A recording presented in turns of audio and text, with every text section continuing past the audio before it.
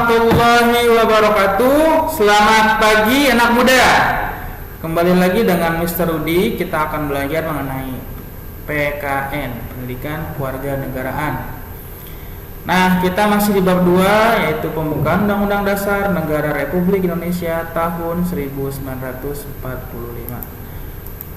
Nah, kemarin kita telah membahas mengenai pokok pikiran dan makna alinea. Sekarang kita sikap positif yang diambil dari pokok pikiran ya, pokok pikiran dalam undang-undang. Nah, apa saja ya?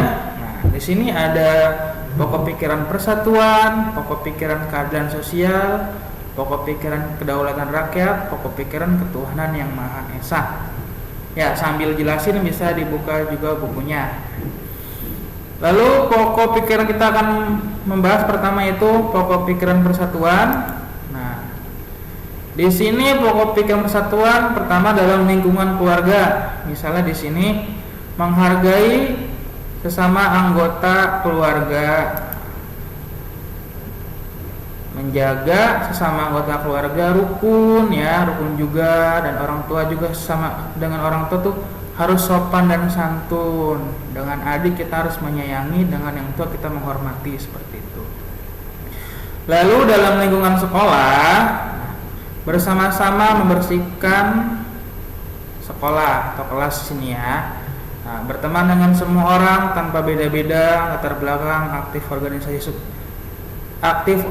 sekolah seperti BES, aktif dalam kelompok belajar. Nah, kita tidak boleh membeda-bedakan dalam hal bergaul. Jadi selalu banyak teman, seperti itu. Lanjut.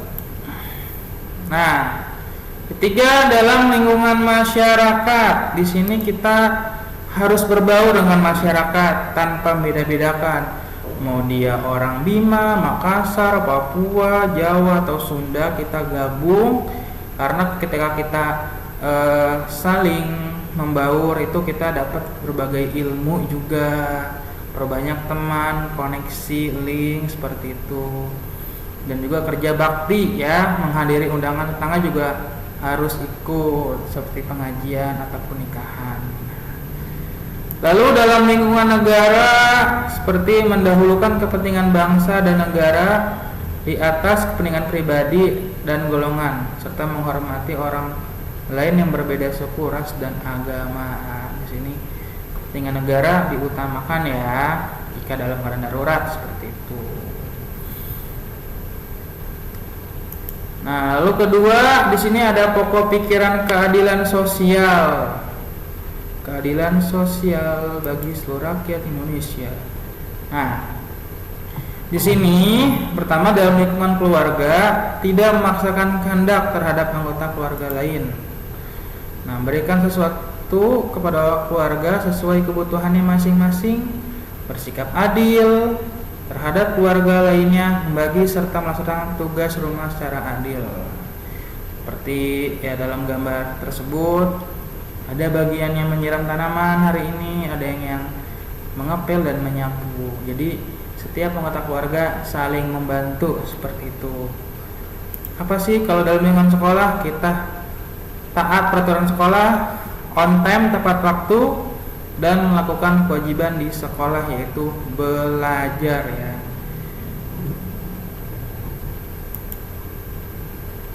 Lalu pokok pikiran yang ketiga dalam masyarakat, menjaga pergaulan harmoni dengan tetangga. Nah, menjalankan hak dan kewajiban dengan para tetangga, membantu tetangga yang mengalami kesusahan.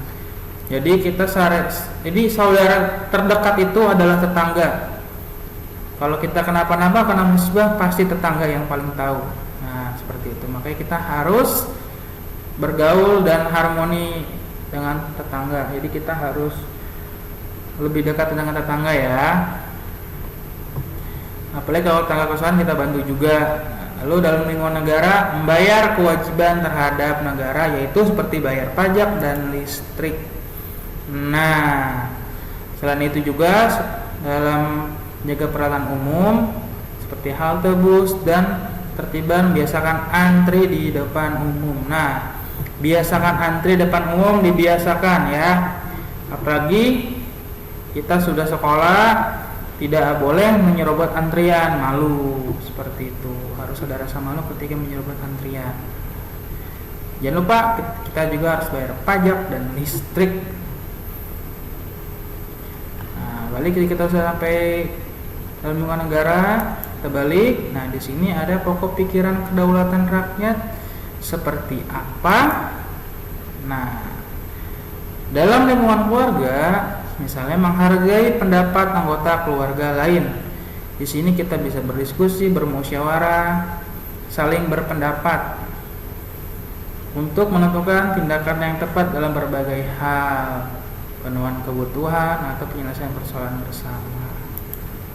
Nah, ada namanya berarti itu rapat keluarga ya. Lalu dalam lingkungan sekolah, misalnya musyawarah mufakat, seperti pemilihan ketua kelas. Ya, pemilihan ketua kelas berarti suara terbanyak siapa. Lanjut.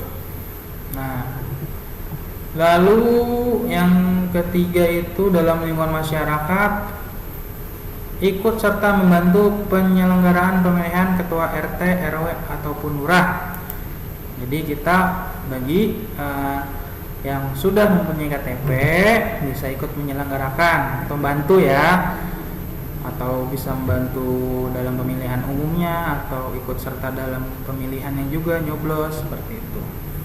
Lalu dalam lingkungan negara, membantu pemerintah pusat maupun daerah dalam pemilihan umum. Di sini bisa seperti pemilihan presiden, anggota legislatif seperti itu.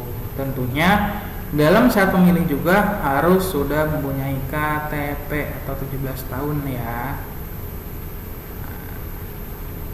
Balik lagi.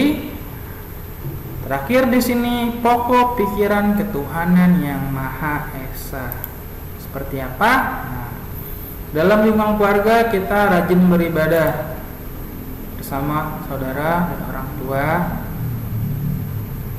yang baik, menuruti kemauan positif orang tua dan menjalin silaturahmi. Kita sebagai anak yang baik pasti kita harus menuruti perintah orang tua, karena dalam hadisnya pun kita harus berbakti terhadap orang tua karena ridhonya Allah adalah ridho orang tua. Jadi ketika orang tua kita ridho, ikhlas, insya Allah akan lancar, dipermudah oleh Allah SWT. Lalu di lingkungan sekolah, misalnya menghargai teman sekolah yang berbeda agama, seperti ketika melakukan ibadahnya. Jadi kita ada berbagai macam agama. Ketika ada yang beribadah seperti orang Kristen ke gereja, kita hargai. Kita dilarang untuk mengucapkan seperti Natal ya, seperti itu ya. Jadi walaupun beda agama, tetap kita harus saling menghargai dan bergaul, tidak boleh mengkotak-kotakan seperti itu. Lalu di lingkungan masyarakat, menghargai tetangga yang berbeda agama ketika menjalani ibadahnya. Kita harus saling menghargai, berteman baik dengan tetangga walaupun agamanya berbeda. Karena kita di negara Indonesia itu ada berapa agama? Bermacam-macam agama, dan kita harus saling berdampingan, tidak boleh bermusuhan. Lalu di lingkungan negara, yaitu bertoleransi terhadap orang lain yang berbeda agama, menghormati orang lain yang sedang menjalankan ibadahnya, seperti itu. Saling menghargai ketika kita melaksanakan ibadahnya. Jadi gimana teman-teman? Itu adalah pokok pikiran, 4 pokok pikiran dalam Undang-Undang Dasar Negara Republik Indonesia. Selanjutnya bagi teman-teman, kerjakan latihan pada bab 2 bagian A dan B. Terima kasih atas perhatiannya. Assalamualaikum warahmatullahi wabarakatuh. Jangan lupa like, share, and comment.